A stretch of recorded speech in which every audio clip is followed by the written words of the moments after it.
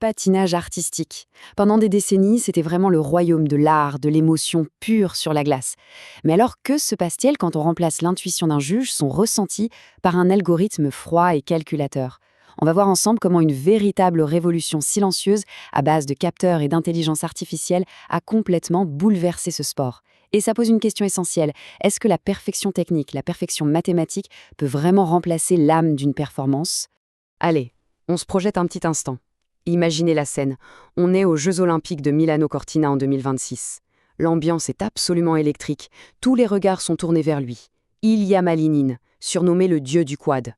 C'est la superstar. Après un programme court juste magistral, sa médaille d'or semble évidente. Une simple formalité. Et pourtant, lors du programme libre, l'impensable va se produire. Et voilà, le classement qui a glacé le sang de tous les fans de patinage. Malinin, qui survolait la compétition, s'effondre. 8e place. Et l'or, eh bien, il est remporté par un quasi-inconnu, l'outsider kazakh Mikhail Shaidorov. Alors la question c'est, comment une telle chute a-t-elle pu arriver?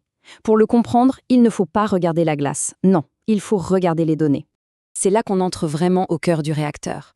Parce que la clé de cette victoire totalement surprise, ce n'est pas le talent brut ou une espèce d'inspiration divine, non. Elle se trouve dans une révolution invisible.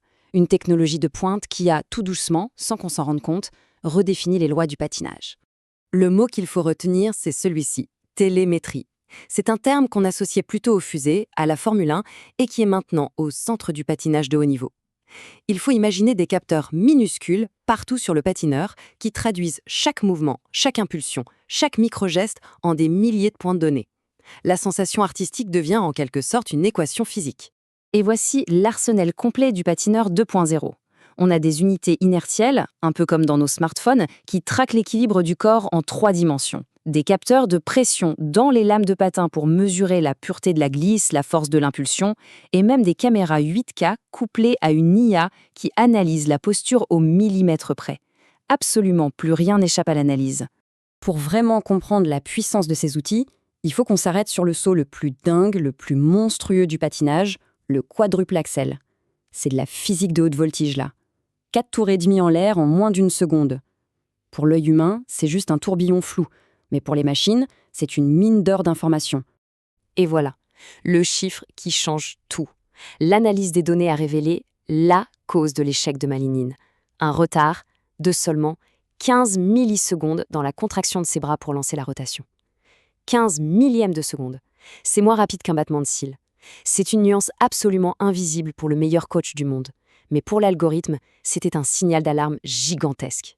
Forcément, cette précision quasi chirurgicale n'a pas seulement révolutionné l'entraînement, elle a complètement fait exploser le système de jugement.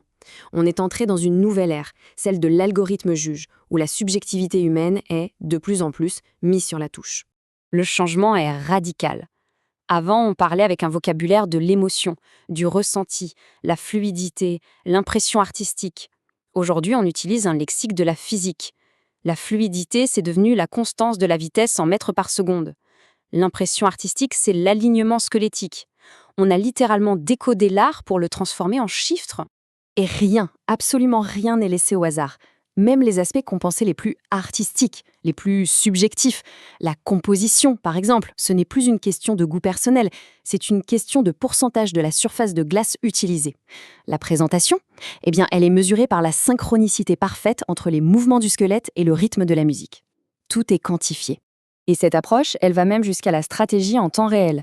L'équipe de Shaidorov, pour gagner, n'a pas suivi son instinct. Non, elle a suivi son modèle mathématique.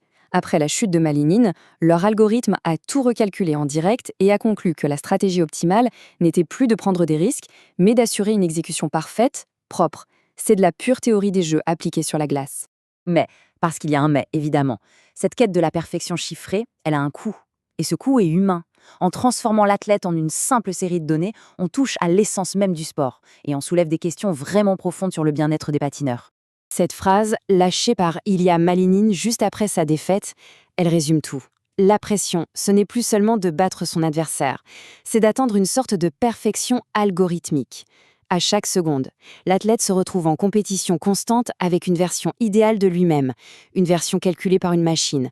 Du coup, 3 risques majeurs se dessinent. D'abord, la déshumanisation de l'athlète, avec ce stress mental qui devient énorme. Ensuite, une véritable fracture technologique entre les nations riches qui peuvent se payer ces outils hors de prix et les autres. Et enfin, peut-être le plus inquiétant, l'uniformisation du sport. Si un algorithme définit ce qu'est le patinage parfait, où est la place pour l'originalité, pour la prise de risque, pour la créativité? Face à ce vrai dilemme, les instances qui dirigent le sport cherchent des solutions. L'objectif, ce n'est pas de revenir en arrière, c'est impossible, c'est de trouver un nouvel équilibre. Un équilibre plus juste entre la performance humaine et la précision de la machine. Et la réponse, elle s'appelle Vision 2030. C'est un plan lancé par l'Union internationale de patinage. L'idée, en gros, c'est de rééquilibrer la balance. Un peu moins d'éléments purement techniques pour laisser plus de temps à la chorégraphie, donner plus d'importance à la créativité et surtout repenser entièrement le système de jugement. Et au cœur de cette réforme, il y a cette idée, le jugement hybride. Le principe est assez simple. On laisse à la machine ce qu'elle fait de mieux, mesurer la physique avec une objectivité totale. Donc, la note technique serait gérée à 100% par l'IA, et ça libérerait les juges humains pour qu'ils puissent enfin se concentrer sur ce que la machine ne pourra jamais évaluer, l'émotion, l'interprétation, bref, l'âme de la performance. Finalement, toute cette histoire de ces JO de 2026 nous laisse avec cette grande question. L'art et l'algorithme, est-ce qu'ils peuvent vraiment coexister ? La technologie, on le voit, peut parfaitement expliquer le comment d'un exploit, mais seul un être humain peut en incarner le pourquoi. Le grand défi, ça va être de s'assurer que les données restent un outil au service de la créativité, sans jamais la remplacer. Et de la réponse dépendra pas seulement l'avenir du patinage, mais peut-être bien celui de tous les arts à l'ère de l'intelligence artificielle.